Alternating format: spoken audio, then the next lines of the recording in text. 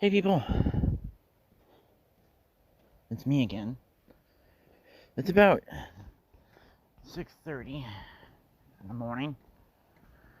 Today is October 29th, 2023. So that means we have like 2 more days until Halloween.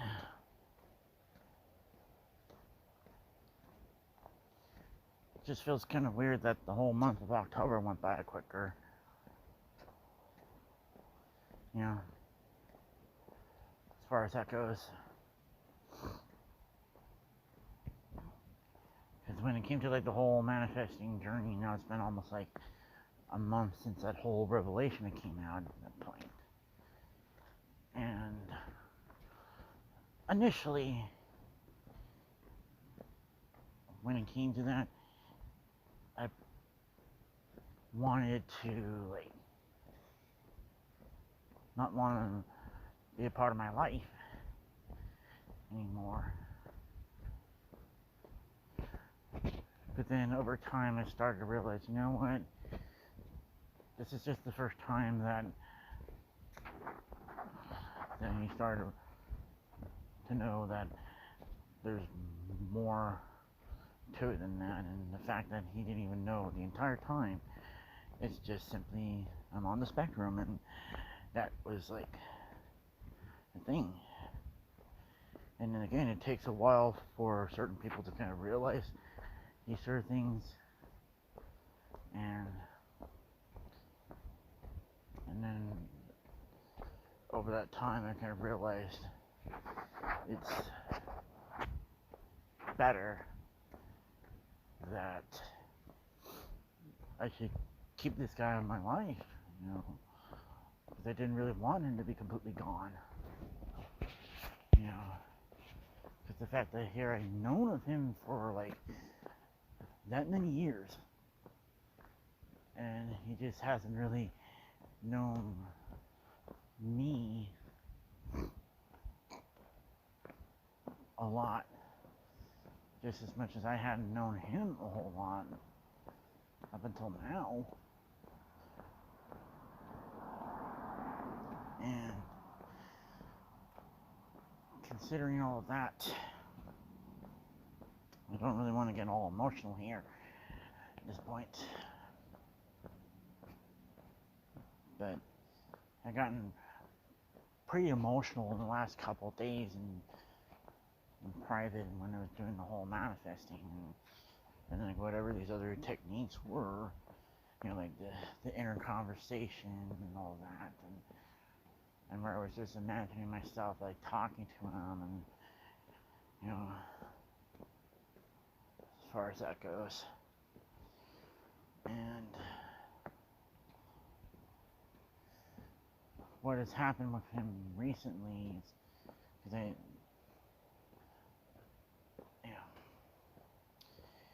I don't really even want to go into the details as far as that goes, but let's just say it's just that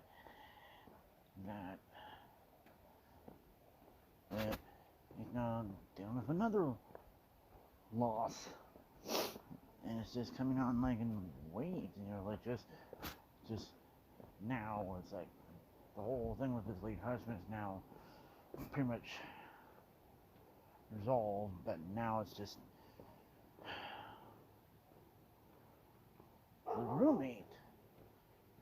I mean, how could this sort of thing could happen? Yeah.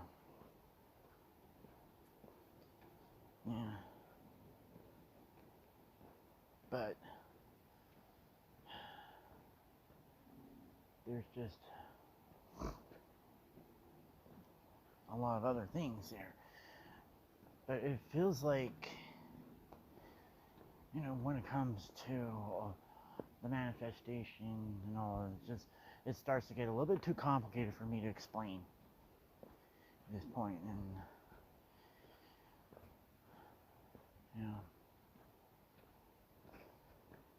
but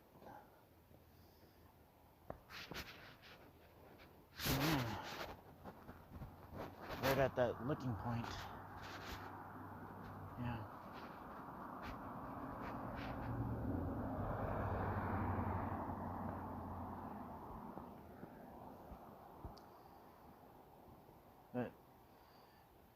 as far as it goes, people do that sort of stuff all the time. We stalk each other on social media and all that. Because I am certain that that guy is also doing that with me. But that was the whole reasoning of why I deactivated my Facebook, why I was already kind of, cutting down on the vlogs, and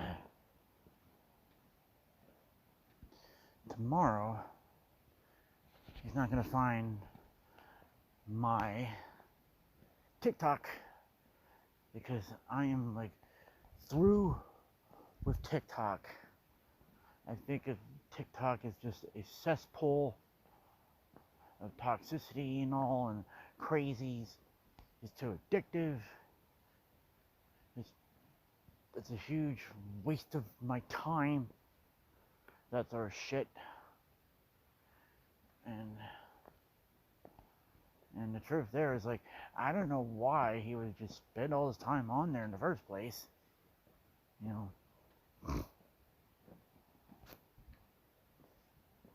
plus,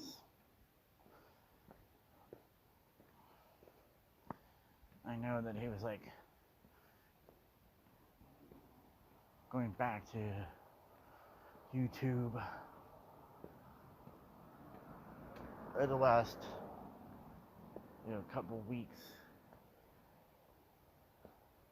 and I don't know if that was just had to do with me, if that was just any kind of coincidence, and that didn't matter. But yeah, okay, I have to say this sort of stuff because as far as when I stumbled upon what he was like posting way back years ago, the whole 5 Awesome Bears, and it was one of the things where he said about like the 4 lies and the truth, and the truth is porn. And here I didn't even know that till now. So that was also kind of the whole reason, like that one time when there was Blog TV, and it was like it was probably right around 09, but I don't really remember what happened to my original account, because I remember,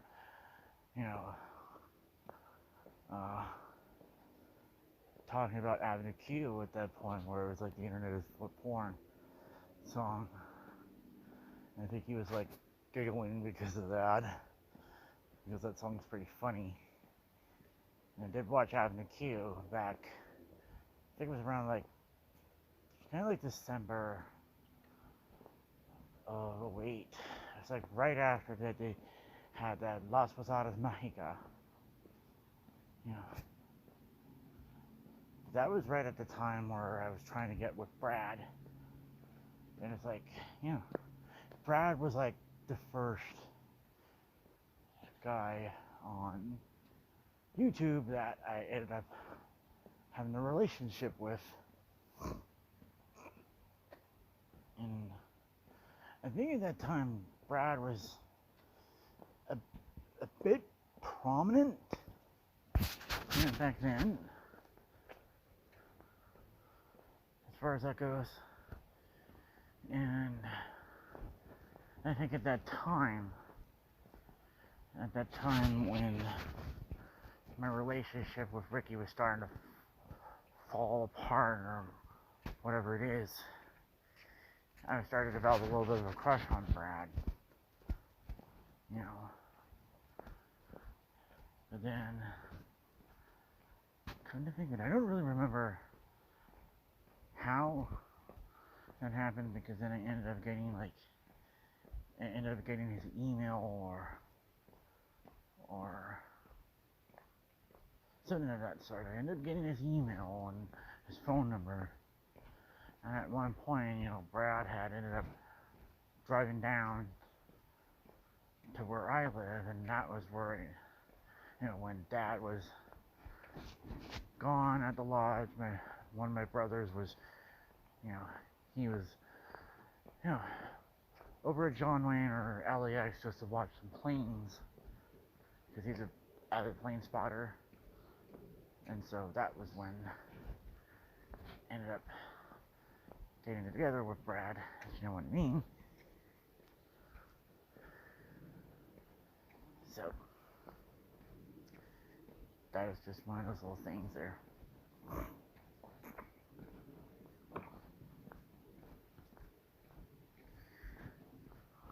And I'm just gonna take a little bit of a pause here because of the fact that,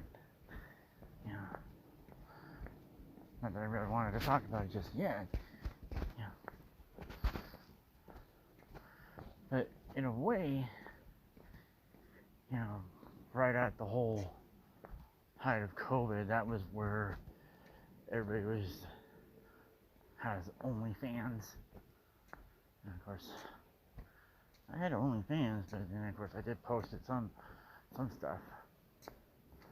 But I don't think anybody had really, really subscribed to it just yet.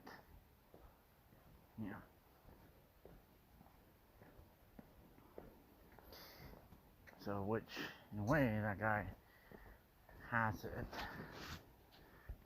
But then, I wouldn't mind doing that with him at that point because, because I probably have nothing else to lose at that point. If any of those guys are going to see me naked, or any guys that are going to see me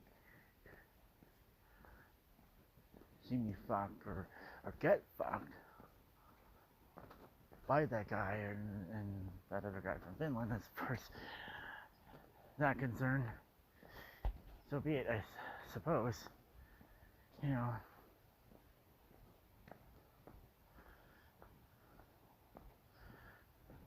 But the therapy itself, I liked.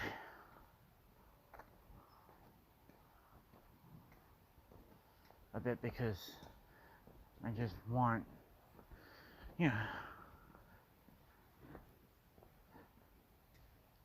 people to know about, like, that sometimes it's just a bit unpredictable. And I didn't really know exactly when the therapy was going to start, but the therapy itself is actually going to start,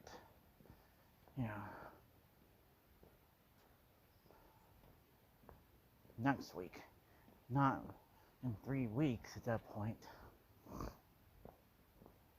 As far as that goes, it was just wondering why it would take so long to have all these sort of things happen in the first place. The whole patience is a virtue bullshit. But the truth of the matter is that I can be patient, but I'm not going to really be taking advantage of it. As far as that goes. Because here it was, taking me that long to finally get laid again. And I'm wondering, what was wrong with me? I was, even at that point there, but I think it was just, whatever it was, my energy was not at 100% or whatever the case may be. I was just wondering, why was that happening to me?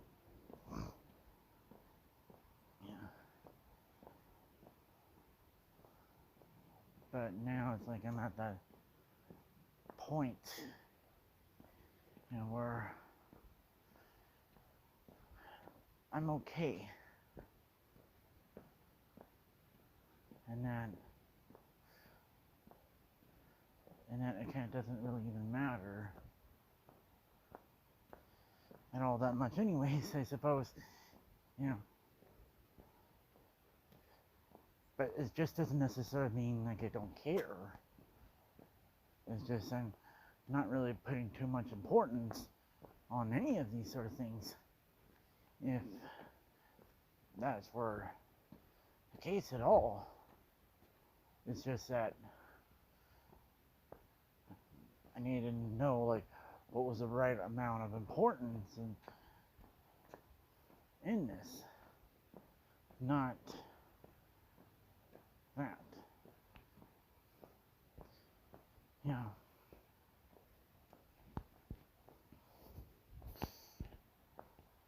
So that was just the thing here. I needed to realize about what really mattered to me, you know, and what was the goals at that point. But then it feels like maybe I am kind of accomplishing something at this point, in, you know, but it's like now I just needed,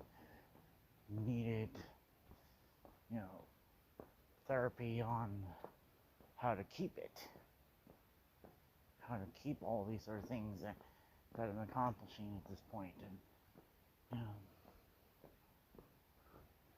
But like I said, it's just, for that matter, it's like I'm not gonna really not gonna treat that guy as like that he's a prize to be won, because he's not. You know, the guy has a lot of flaws sometimes. You know, and one of the biggest flaws, he smokes. You know, but there was one of those jokes that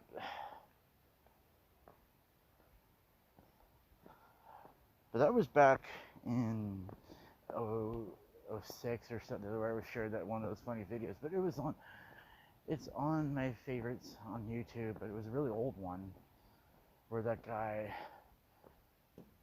you know, it was over like in Japan, so he was like moving to this part of Tokyo, in this part of one of the wards, one of those neighborhoods, and where he was seeing all of these cute girls, but they had all one problem. They all sounded like this. Like their voices were all like this. And then at the end, it was like the guy sounded like, oh, the reason why their voices are all like this is because they go to the soccer games and scream their lungs out and like, oh, I lost my voice again. So just imagine for him, you know, he can't make love to a woman if their voices sound like Harvey Fierstein. You know.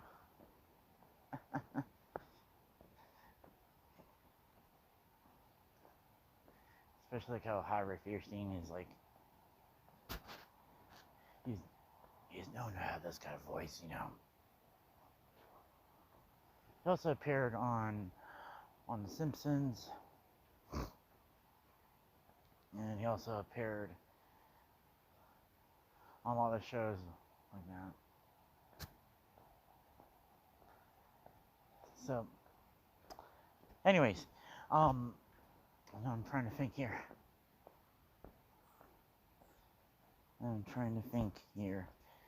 When it comes to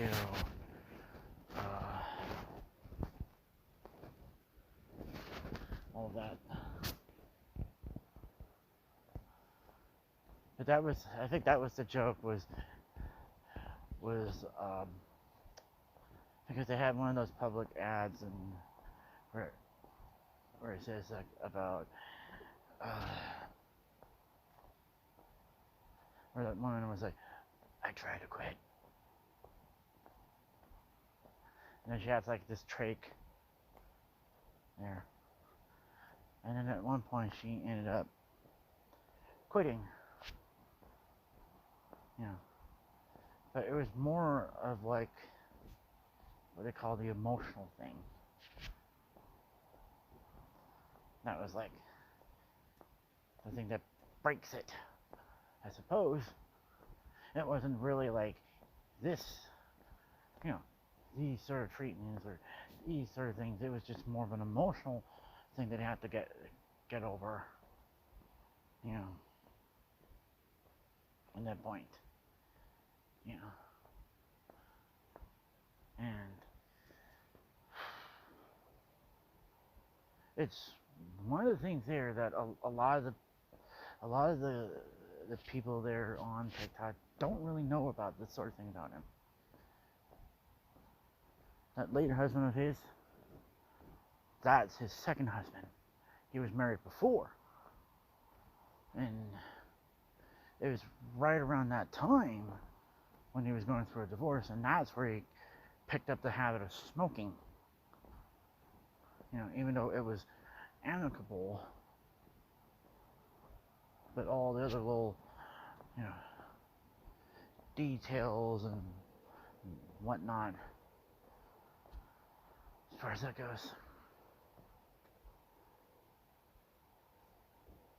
I tell this sort of story periodically, and it's one of the reasons why I don't smoke. So this was like,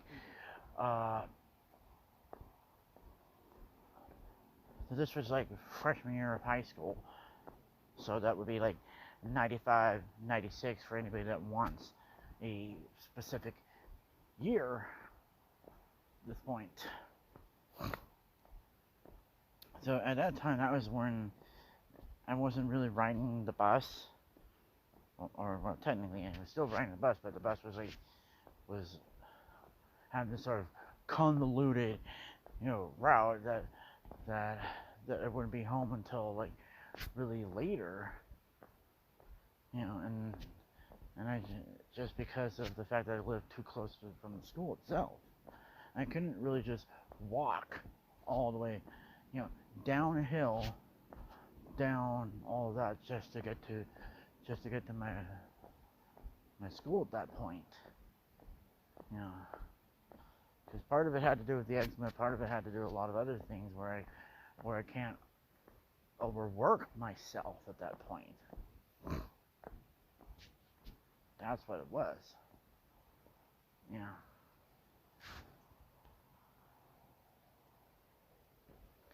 So, anyways, just to put some context. So, where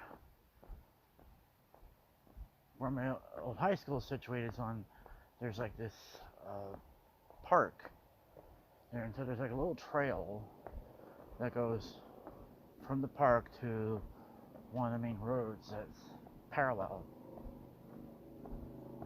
Not parallel. That's borders like the park as far as that goes. So there's like these two trails that one goes all the way up to like these apartments on top of the hill, and the other one goes to that road. And there's supposed to be like some staircases that goes to a bike trail, as far as that goes.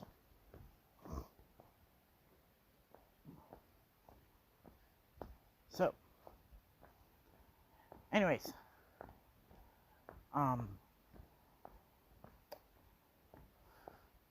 so I was walking there because I was gonna meet up with Dad because he was gonna pick me up. So at one point, I think, if I remember correctly, it's so there were these two girls, and then one of the old classmates or classmate I knew, his name was Eddie. So they were out there, smoking.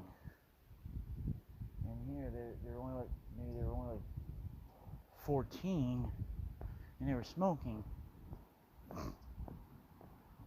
And so I put up like the collar of my shirt over my nose because I didn't want to breathe in the cigarette smoke. And then and then one of them got all offended at one point. And I think after maybe it was like the second or third time, there's the dog. He's like, "Get away from me!" Hey, hey, hey. No, aggressive barking. Stop that.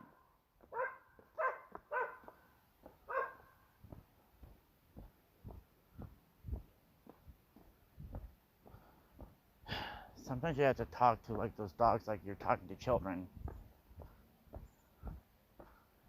You know.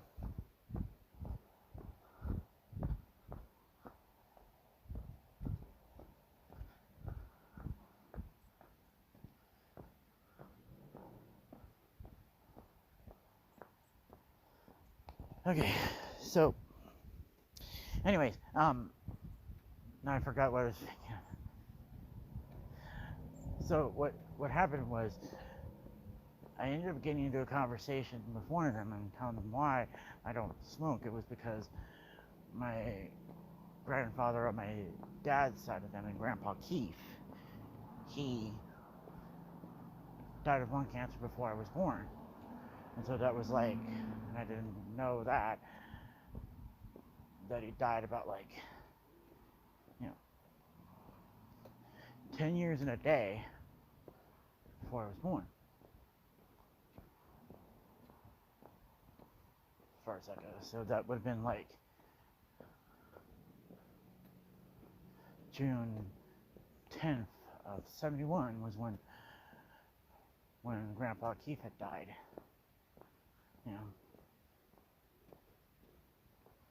And then Grandpa Gil, the other grandpa on my mom's side of the family, he was like a chain-smoking drunk. And the whole story was like, because my memory was starting to get a little bit hazy at that point there, but that was 94 when that happened. Earlier in that year, where Grandpa Gil was coming home drunk, and he didn't notice that there was like a deeper part of the road, and he tripped or didn't notice it, and then he fell and broke his hip. I thought it was a fire hydrant or something like that. And then he had like a hip replacement surgery, and then somehow, like after the complications, he ended up having a stroke. And then he had to be placed in hospice care at that point, where he was in the Kaiser Permanente over, I forgot again, was it like in Downey? It's over in Downey. And that was right when the 105 freeway was already like finished. And at one point, I think he had to go to like a convalescent home in the area. So we visited him a few times, over the course of that year. And then Grandpa Gil had passed away, right? It was like the day after Christmas that year. And I wasn't really close to Grandpa Gil for various reasons, I suppose, but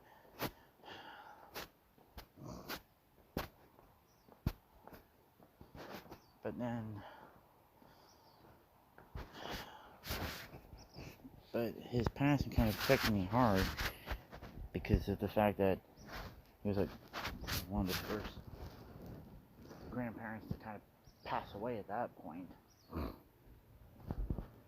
And then when it came to Granny, she passed away 2 months later at that point, and my dad's mom. And the whole was like she was just bitty, I suppose. And I think the whole story was that she got kicked out of one of the convalescent homes because she wasn't cooperating or whatever it was at the time. And so then Dad, in his bright idea, think that he could probably take care of Granny in the house at that point.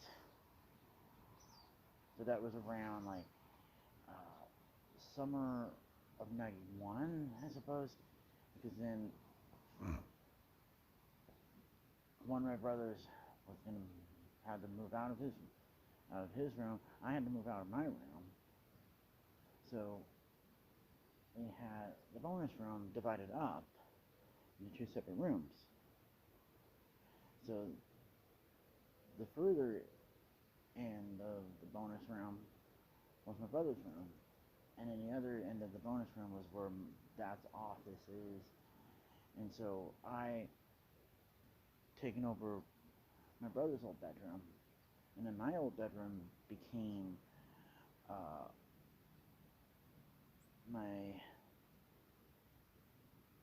Granny's room at that point. And so Granny did have like a maid that would come in and take care and all this as far as that goes. But the problem was with Granny, it was like she was a bit demanding, because at one point where she was yelling across the house about wanting dinner or wanting lunch or something, and going like, more juice, of that sort. And of course, Dad tried to be patient and all, but then it was like at one point he had yelled back at Granny because of she was just being too demanding and all, and the fact that everybody was trying to sleep, and she's yelling for dinner around like 11 or 12 o'clock at night or something, especially if the fact that I'm about 9 or 10, need to have my sleep, and blah blah blah blah blah. So I think we tried to make that sort of thing work, and at one point, Granny liked to eavesdrop. And at one point, I think it was my mom was also started to work at one place, and she kind of came home from lunch and noticed like that Granny had the door open, because she wanted to listen on the conversations at that point. And so Mom, came up there, and then Granny tried to get up because she wanted to keep the door open while Mom wanted to keep the door closed.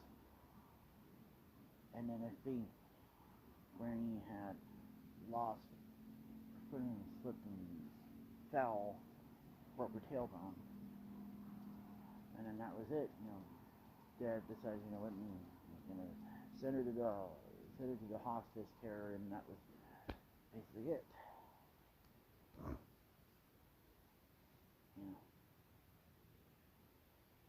So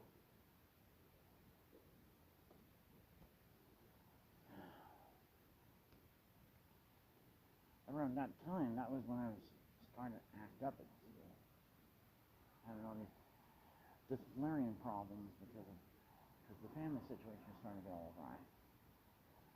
And I think if I had like some sympathetic ears at that point, then there wouldn't be that kind of thing.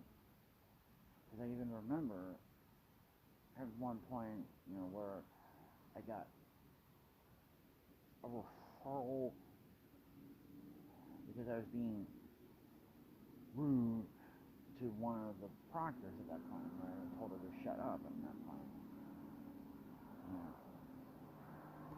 But I was just I think I was just a little bit upset. I'm trying to remember that whole story because I do remember that mom and dad were a bit annoyed with me, getting the referral slip, and then when I explained that I wasn't cussing and I didn't cuss her out, it was just I just wanted that proctor to not throw her way to being the adult when I was going through some shit that I could not even properly explain at the time. And that sort of thing had persisted all the way into like 6th grade at that point. Because of all the family situation.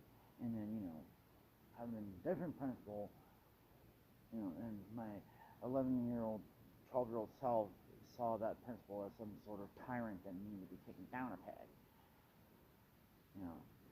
And of course, I think I did got into trouble a whole lot more at that point, because I remember, because I did have a little bit more of a creative edge, that when it was just something that needed to be stopped, because I'm now not falling in line with this sort of shit, and but then it was like everything else around 6th grade was getting really weird at that point, because I remember one of those rainy days that we were supposed to eat inside the classroom, and I don't really remember what happened with that one proctor, or maybe she was just, throwing her weight as being an adult or of that sort, and that wouldn't happen. And I remember at one point where I yelled at her and called her a bitch. And then I don't know if that was like the same day or was afterwards. And then where Mr. Drew came in contact and talked to me about I was very inappropriate, blah blah blah blah blah. And I was like, leave me alone, you weenie. Could have called him an asshole of some sort, or could have punched him in the nose or something like that. If I was really that kind of, a violent sociopath is what he, in the making, what he probably thought of me at that point.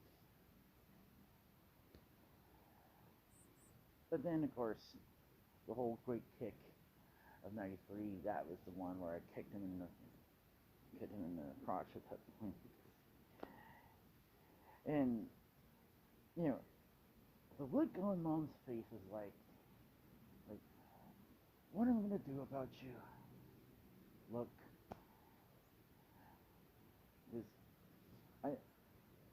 I don't really remember exactly, but it was like where Mom had said to me, Scott, it's not nice to kick your principal. And I said to Mom, yeah, but he deserved it. That's not the point. You do not do that. Something to that effect. And that was where we saw this one advocate there who said that the whole IEP thing was a joke because of the fact that the people that were in the IEP were never really dedicated to education at all. They were just using it as some sort of political stepping stone of that sort. And that's kind of like what happened with that guy Gary, that I encountered, during my time in adult transition at that point, because he was, in a way, he kind of admitted that he was never really dedicated to like being a part of IEP. He was just merely just wanting to use it as a political stepping stone instead of just that. So, God, I've been talking for 40 minutes so far. It's just strange. So, anyways, I think that's it because I, I kind of realize that, you know, I am satisfied with what I'm trying to accomplish here at this point there, and honestly, it's just a mere coincidences and all of this when it came to that guy and all, to tell the truth. So, and I think how I feel about him, I still feel strongly about him, but I could wait. Same way with like the other guys, that I could wait, and now I'm at that point where I could take this guy off the pedestal and put myself in that pedestal to kind of focus on myself and all that. But now that he's in this sort of vulnerable position at that point, he's going to come to me, you know. He's going to come to me and say, like, Scott, I'm sorry. Yeah. And the truth of the matter is, I'm a very forgiving person, and this is like the first time that I have like a bit of this sort of run-in with him like that, and, you know. And the way I'm going to end this is that I never fought out of all these, out of any of the guys I've known, that I could be with this guy, you know, that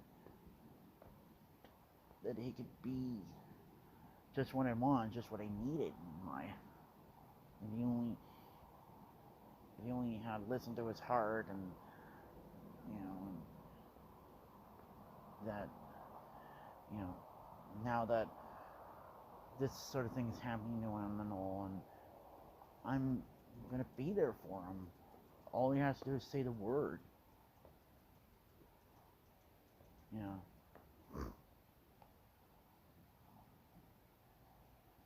So, anyways, I guess that's it. So talk to you guys later.